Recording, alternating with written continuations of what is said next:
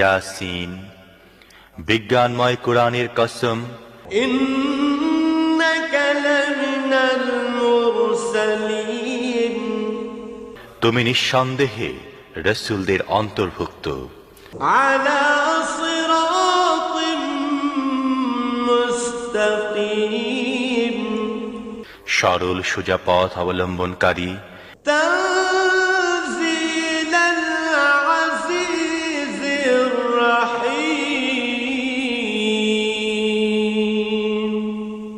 এবং এ কোরআন প্রবল পরাক্রমশালী ও করুণাময় সত্তার পক্ষ থেকে নাজিলকৃত।